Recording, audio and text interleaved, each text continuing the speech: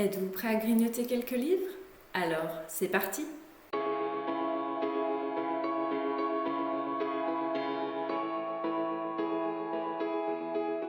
Bonjour et bienvenue pour cette nouvelle vidéo. Aujourd'hui, je vais vous présenter tous les achats que j'ai faits durant le mois de juin.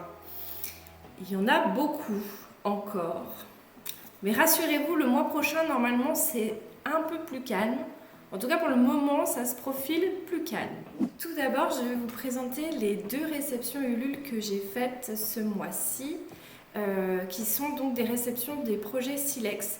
Il y a le dernier roman de Pauline Cidre qui sortait dans leur maison d'édition et je me le suis pris. Donc c'est Le Dieu d'automne et d'hiver, donc dans les projets Silex. Alors ce sont des romans reliés de très bonne qualité, français, très simple, avec une matière un peu tissée que j'aime beaucoup. Je trouve que le travail est formidable et normalement à l'intérieur on doit avoir des petites illustrations, il me semble, voilà. On a des petites illustrations d'en-tête et au niveau des bas de page. Alors, qu'est-ce qu'on nous raconte dans ce roman? Lorsque El Khésiro, dieu de justice et de vengeance, est invoqué par un autre immortel, il sait que l'heure est grave. Le seigneur de l'élégance, Sema d'Or, vient de perdre un serviteur, frappé de pétrification, un mal que tous pensaient disparu. Pour cause, El Khésiro a tué la seule créature capable d'une telle calamité des siècles plus tôt. Mais peut-il encore se fier à sa mémoire après une éternité à arpenter le pays de deux froids? Voilà, j'ai entendu beaucoup de bien de Pauline Cidre, j'ai pas vraiment regardé pour l'instant les retours sur celui-ci, mais écoutez, je suis très contente d'avoir pu participer à cette campagne Ulule. Et durant cette campagne, ils proposaient les autres romans qui sont parus dans leur maison d'édition et il se trouve que je n'avais pas le premier roman de Pauline Cidre, à savoir Rocaille, donc je me suis pris en même temps. Donc pareil, on est toujours sur le même type d'objet libre, tout simple mais très très beau, un tissé également. Et les en-têtes de chapitres, il me semble, sont plutôt réussis également. Voilà, on est sur quelque chose d'un peu plus dark. Au niveau du résumé, on nous dit « Jézil ne dort plus depuis qu'il est mort. Assassiné puis ramené à la vie par les funestrelles, des brigands sans scrupules qui voudraient le voir reprendre son trône, l'ancien roi Jézil n'a plus goût à rien. Son sang vert, autrefois seule source de végétation de la rocaille, s'est tari, il pourrit. Seul un représentant des magistres, ces êtres mythiques exterminés par les ancêtres de Jézil, pourrait y remédier. Aussi, lorsque les funestrelles, accompagnés du défunt, se mettent en quête de trouver un jeune homme qu'on dit leur dernier descendant, ils sont loin d'imaginer que leur découverte ébranlera toute leur certitude, sur la rocaille comme sur eux-mêmes. Voilà, écoutez, j'ai entendu beaucoup de bons retours sur ce roman, j'ai plutôt hâte de voir ce que ça peut donner. Ensuite, j'ai fait un tour dans ma bouquinerie et comme à chaque fois, j'ai un peu abusé sur les achats, mais comment vous dire que c'est compliqué de résister quand on a autant de bons romans et à des prix qui défient toute concurrence. Donc écoutez, j'ai encore fait des folies et je vous montre ça tout de suite. Donc d'abord, j'ai trouvé une trilogie que je n'ai absolument pas vu passer. Je ne sais absolument pas ce que ça vaut. J'ai pas regardé du coup de retour ni les avis qui ont été faits sur les différents sites Livre Addict, Booknode et compagnie. Donc écoutez, ce sera une découverte. Donc c'est la trilogie Le Livre des mots de J.V. Jones dans les éditions, je crois que c'est des éditions France Loisirs, voilà. Donc le premier tome, c'est L'enfant de la prophétie. Le deuxième tome, c'est Le temps des trahisons. Et le troisième tome, Frères d'ombre et de lumière. Voilà, donc c'est une trilogie, je pense, qui date un peu, au vu du résumé, déjà juste au niveau du trope, on sent que c'est quelque chose d'assez ancien. Je ne sais pas exactement l'année, je regarderai ça plus tard. Et au niveau du résumé du premier tome, on nous dit « Simple apprenti boulanger au château Harvel, fief du souverain des 4 royaumes, le jeune Jack mène une triste existence qu'il partage entre cuisson quotidienne des pains et rêve d'aventure. Mais la découverte fortuite de ses pouvoirs magiques latents va le contraindre à quitter en toute hâte le château, car Baralis, le maléfique chancelier du roi, voit en lui sinon une potentielle menace, du moins un mystère à résoudre. Accompagné de Méliandra, la fille du puissant seigneur Maybor, qui s'est enfuie pour éviter un mariage forcé avec l'étrange prince Kilok, le jeune homme va dès lors se retrouver impliqué dans une succession d'événements extraordinaires et tragiques qui le mèneront peut-être à inscrire ses pas dans l'antique prophétie de Marod, celle qui jadis évoqua la venue d'un puissant magicien capable de changer la face des terres connues. Voilà, écoutez, j'en sais pas plus, je verrai ce que ça donne. Ensuite, j'ai décidé de sortir de ma zone de confort en essayant de découvrir un nouvel auteur qui n'est pas de la SFFF.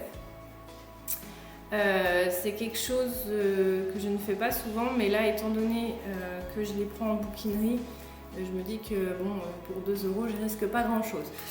Donc, j'ai décidé de tester Christian Jacques avec un premier roman. Donc, je crois qu'il y a plusieurs tomes dans cette série. Il s'agit de Mozart, le grand magicien, donc dans les éditions XO. Je suis musicienne. Je me suis dit que c'était l'occasion d'essayer de découvrir quelque chose d'autre sur un autre plan. On n'est pas sur une biographie de Mozart, mais bon, je me suis dit qu'après tout, c'était l'occasion de sortir un peu des sentiers battus. Et donc, on nous dit juste à la fin, Christian Jacques nous révèle les liens étroits que Mozart entretint avec la franc-maçonnerie et nous raconte l'aventure spirituelle et la vie secrète de l'un des plus grands génies de l'histoire. Voilà, je me suis dit que c'était l'occasion de trouver quelque chose d'autre. On verra ce que ça donne. J'ai jamais lu de Christian Jacques. Je me ferai mon propre avis avec ce roman. Et du coup, j'en ai également pris un deuxième, sur un autre genre également. Il s'agit des enquêtes de Setna, la tombe maudite. Donc c'est un premier tome également. Là par contre qui se passe plus au niveau de l'Égypte antique, avec les dieux égyptiens il me semble. Voilà, avec Ramsès II. On verra ce que ça donne. C'est également un autre genre, donc bon, c'est l'occasion de découvrir de nouvelles choses. Continuons. Donc j'ai également trouvé un recueil d'histoires fantastiques par Alain Posioli dans les éditions Les Belles Lettres. Donc c'est les fantômes du jazz. Donc c'est 22 petites histoires qui tournent autour du jazz et des grands auteurs de jazz. Donc on a par exemple Louis Armstrong qui sera aux prises avec une sorcière vaudou. Le fantôme de Billie Holiday qui apparaît dans une loge d'artistes. Voilà, écoutez, je me suis dit que c'était plutôt intéressant. C'est pas le genre de choses qu'on a l'habitude de voir. Donc on verra ce que ça peut donner. J'ai également trouvé tout ça là, tous ces romans. C'est toutes des choses que j'ai pas entendu parler. Mais écoutez, je trouve que c'est l'occasion de découvrir des choses dont on ne voit pas forcément sur les réseaux sociaux. Et donc là, j'ai trouvé un roman de Jean-Louis Sevilla, Un monde sans elfes, dans les éditions des Équateurs. Mais c'est pareil, je ne connais pas du tout, je ne sais absolument pas ce que ça donne. Mais c'est un auteur français. Et on nous dit à la fin, Un monde sans elfes est un roman d'action. Il plonge le lecteur dans un univers de prédateurs où la différence constitue un danger mortel. Toute la force de ce thriller repose sur une double angoisse, celle des origines et de l'identité. Donc on verra, ça a l'air d'être un mélange de plusieurs genres. Il n'est pas très gros, en plus c'est écrit plutôt assez aéré. Il fait 320 pages, donc je pense que c'est quelque chose qui peut se lire assez vite. Donc écoutez, une nouvelle découverte, nouvel auteur, je demande, je teste. Un autre, que j'ai encore jamais vu non plus, mais ça je pense que peut-être que plus de personnes connaissent, en tout cas ça me semble plus récent. Il s'agit de Ariel Queen, La société secrète des altères, de Michel J. Lévesque, dans les éditions Hugo. Pareil, j'en ai pas entendu beaucoup parler, en tout cas je ne l'ai pas vu passer sur les réseaux. On parle d'une jeune orpheline qui vit avec son oncle, et il y a des démons qui s'affrontent, les elfes noirs et les altères. Écoutez, ça a l'air d'être plutôt young adulte, je pense. Je sais pas trop, on verra. Pareil, il est pas très long, hein, il fait 300 pages, donc c'est quelque chose qui va se lire assez vite aussi, je pense. Et j'ai également trouvé, encore quelque chose que je ne connaissais pas, L'œil du calamar de Gilles Warembourg dans des éditions Atria. Je ne l'ai jamais vu passer non plus, je ne sais absolument pas ce que ça donne. De ce que j'ai lu, on a une double temporalité. Février 2014 dans le Pacifique, le baleinier Big Fish ramène le corps interminable d'un calamar de 20 mètres de long. 2 jours plus tard, l'équipage entier développe une grippe étrange. Et janvier 2100, Stone, généticien à Sydney, accède à des fichiers interdits et tente de comprendre la stérilité qui frappe l'humanité. Son enquête balayera le XXIe siècle. Pourquoi est-il le benjamin d'une espèce en voie d'extinction? Quel rôle a joué ce calamar géant capturé au large des côtes australiennes? Voilà, écoutez, ça a l'air pareil, mélange un peu thriller et puis post-apo peut-être. Donc, écoutez, on verra ce que ça va donner. J'ai également trouvé, je vais pas dire la seule, mais pas loin, une des rares autrices françaises policiers que je lis. Il s'agit de Fred Vargas et donc j'ai réussi à trouver son dernier roman Sur la dalle, dans les éditions Flammarion. Donc il me semble que c'est une des enquêtes du commissaire Adamsberg, donc qui est son personnage récurrent dans la majorité de ses romans. J'ai lu une bonne partie de cette série. Il me manque les derniers que je n'ai pas lus, donc il y a l'Armée Furieuse, enfin les derniers qui sont sortis, je ne me suis pas encore penchée dessus et là je suis en train de tous les relire dans l'ordre de parution pour voir un peu l'évolution des personnages que j'ai pas eu forcément à la première lecture puisque je les ai un peu lus dans le désordre. Donc écoutez, c'est son dernier roman sur le commissaire Adamsberg, voilà, je le lirai comme j'aurais lu tous les autres. Et ce que je ne savais pas, c'est que Fred Vargas avait également fait 2 essais, il me semble que j'ai lu, et donc j'en ai trouvé un. Il s'agit de la critique de l'anxiété pure, dans les éditions Viviane Ami. Je ne connais pas, je ne sais pas ce que ça vaut. J'ai vu des commentaires pas très positifs sur ceci. Écoutez, je verrai, je me ferai mon propre avis. Je ne sais pas trop ce que ça va donner, on verra. C'est un genre, je pense, qu'elle ne fait pas en majorité, puisqu'elle fait surtout du policier. Donc je suis quand même curieuse de voir ce que ça donne dans un autre style. On va rester dans le policier thriller. J'ai trouvé la première enquête de l'inspecteur Pendergast, donc c'est Preston and Child, qui s'appelle Relique, donc dans les éditions J'ai lu. J'ai beaucoup entendu parler de cette série, donc pareil avec un personnage récurrent donc, qui est l'inspecteur Pendergast, qui apparemment est très bien. Donc écoutez, je suis assez intriguée pour avoir pris le premier tome. On verra si ça me plaît, je pense que j'essaierai de me trouver les autres. Et le dernier que je me suis pris à la bouquinerie, il s'agit des Olympiades truquées de Joël Wintrebert dans les éditions J'ai lu. Pareil, je connaissais pas, mais écoutez, il m'a tapé dans l'œil. On nous parle d'une nageuse qui serait apparemment dopée, mais c'est un clone. Ça a l'air d'être de la science-fiction mélangée un peu à quelque chose qu'on n'a pas l'habitude, c'est-à-dire le sport. En tout cas, moi je lis pas grand-chose qui est en lien avec le sport dans la science-fiction et la fantasy. Donc, écoutez, je trouve que c'est plutôt intéressant. J'aime beaucoup la natation. Et c'est un petit peu d'actualité avec les Jeux Olympiques, donc ça tombe bien. Ensuite, j'ai fait quelques achats neufs. Alors, j'ai essayé, mais j'ai pas franchement réussi de me prendre que des suites de saga. Vous verrez que c'est pas le cas, mais c'est pas grave. On va dire que c'était l'excuse. J'ai pris l'édition collector de Madeline Miller, donc avec Galatée, Le Chant d'Achille et Circé, qui est sorti chez Pocket, que je trouve très très joli. Voilà. J'aime beaucoup ce qu'ils ont fait. Je n'ai lu aucun de ces 3 romans, donc je me suis dit que c'était l'occasion de les avoir les 3 en un seul bloc. L'édition est très jolie, je ne résiste pas. On est sur des réécritures mythologiques, je crois, avec un côté un peu féministe. Je suis plutôt intéressée par ce genre littéraire. On recommence les pierres à rallonge qui risquent de tomber. Ensuite, avec les achats que je vais vous présenter après, j'avais 2 romans offerts dans une sélection. Alors, sur une sélection de choses que je ne lis absolument pas. Mais bon, écoutez, j'ai lu les résumés, j'ai quand même trouvé 2-3 trucs qui pouvaient peut-être me plaire, en tout cas qui me paraissaient le moins pire vis-à-vis de moi, de mes goûts. Donc je me suis pris La Rumeur de Elin Hildebrandt dans les éditions Le Livre de Poche. Donc de ce que j'ai lu, ce sont deux familles qui sont sur une île et qui doivent faire bonne figure et des rumeurs commencent à circuler sur eux. Donc on est sur quelque chose d'un peu contemporain. Ça me fait penser un peu à un Desperate Housewives ou un truc un peu dans ce genre-là. On verra ce que ça donne. Je ne sais absolument pas si je vais accrocher ou pas, mais bon, il était là. Je l'avais gratuit. Pourquoi pas, après tout, on teste de nouvelles choses. Et le deuxième, donc, qui était gratuitement offert avec mes autres achats, il s'agit de 7 mensonges de Elizabeth Kay dans les éditions Pocket. Donc c'est pareil, c'est un mélange entre thriller et des amis d'enfance qui se sont brouillés, je sais pas trop. Donc bon, pareil, on verra ce que ça va donner. Je suis pas sûre que ça soit trop mon genre. Mais voilà, c'est l'occasion, faisons de cette occasion quelque chose de positif.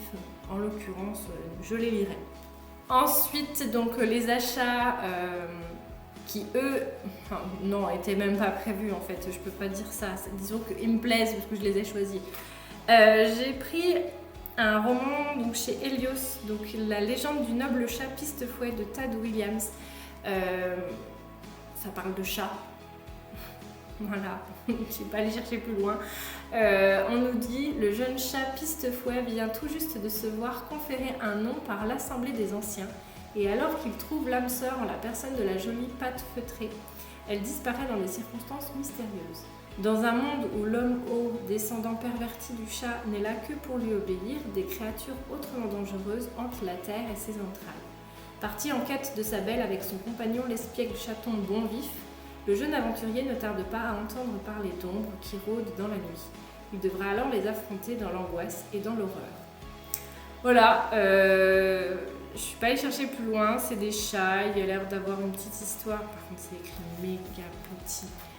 Pourquoi ? Il n'y a pas de marge, il n'y a rien. Pourquoi tant de haine ? On verra ce que ça donne. Je sais pas. Le résumé m'a fait rire. Déjà, juste le nom des chats, ça m'a tilté. Je me suis dit, bah, pourquoi pas, après tout. C'est encore une nouvelle découverte. J'ai encore pas lu de Tad Williams. Ça va tomber. Ensuite, je me suis trouvé le tome 3 du Bureau des affaires occultes, donc Les Nuits de la peur bleue de Éric Foissier dans les éditions Le Livre de Poche. J'ai lu le premier tome que j'ai plutôt bien aimé. J'ai le deuxième tome dans ma pile à lire, donc que je vais pouvoir lire. J'aime bien avoir un tome d'avance sur cette saga.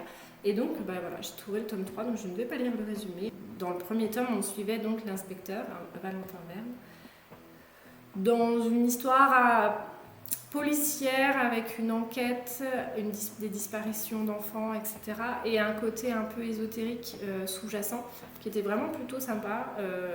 Ce qui m'a surtout plu, c'est l'ambiance 1900. On était vraiment plongé dedans. Je trouvais que l'ambiance était vraiment très représentative et c'est ça qui fait que je lis la suite également. Ensuite, j'ai pris une suite de sagas. À la base, je devais prendre que des suites de sagas. Il y en a un sur le tas, c'est pas mal. J'ai trouvé le deuxième tome de Capitale du Nord, donc Mort au jet de Claire Duvivier dans les éditions Le Livre de Poche. J'ai commencé ces sagas dans les éditions Le Livre de Poche, donc c'est pour ça que je les continue, sinon j'aurais pris les tomes, c'est les Forges de Vulcain, il me semble, dans le grand format. Et je vous avoue que je les aurais déjà tous lus sinon. Mais là, c'est le dernier qui est sorti, il y en manque encore 2, donc je ne lis pas le résumé. C'est une double trilogie française avec Capitale du Sud qui est écrite par Guillaume Chamanadjian et Capitale du Nord écrite par Claire Duvivier. Il faut alterner un tome de l'un, un tome de l'autre pour arriver à faire la cohérence entre les deux histoires. J'ai lu les premiers tomes des deux. Le deuxième tome de Capitale du Sud est dans ma pile à lire, est sorti, devrait bientôt être lu. Et donc celui-ci rejoint la pile à lire. J'aime bien également avoir toujours un tome d'avance par rapport à la parution. Parce que c'est dur d'attendre la suite, donc comme ça c'est plus facile d'attendre. Et enfin, alors celui-là, c'est en grande partie à cause de Lucie, de la chaîne Lucie a lu, qui en a énormément parlé et qui m'a donné très envie de me les procurer. Donc moi je les ai pris en petit format, mais pareil, Ils sont sortis en grand format aux éditions Forge de Vulcain et ils sont en train d'être publiés en petit format donc chez Pocket. Il s'agit de la trilogie baryonique avec le tome 1, La tragédie de l'orque de Pierre Rofast. Voilà, une science-fiction apparemment assez particulière mais dans le bon sens. On est dans le futur. L'humanité se remet progressivement de la grande migration climatique qui a décimé sa population. Le progrès scientifique est au point mort. Seule perspective possible, mettre la main sur les gisements d'antimatière qui pourraient se cacher quelque part dans un repli de l'espace. À cette fin, des mineurs d'espace-temps génèrent des trous de verre pour explorer les strates de l'univers. La commandante Sarah McTeslin et sa coéquipière Slow Rezend sont ainsi embarquées dans le module Orca 7131. Mais une avarie improbable transforme cette mission de routine en catastrophe, menaçant directement la Terre. Une expédition de la dernière chance s'organise alors et doit tenter le tout pour le tout. Apparemment c'est très haletant, c'est très bien écrit. Voilà, je n'en sais pas plus à part qu'il faut la lire, donc écoutez, lisons-la. Voilà, je vous ai présenté tous les achats du mois de juin. Je vous l'ai dit, le mois de juillet devrait être un peu plus calme normalement. En tout cas, c'est bien parti pour. Il faut que je me calme un peu sur les achats. C'est un peu compliqué. En plus, je lis pas énormément en ce moment, donc le ratio n'est pas bon.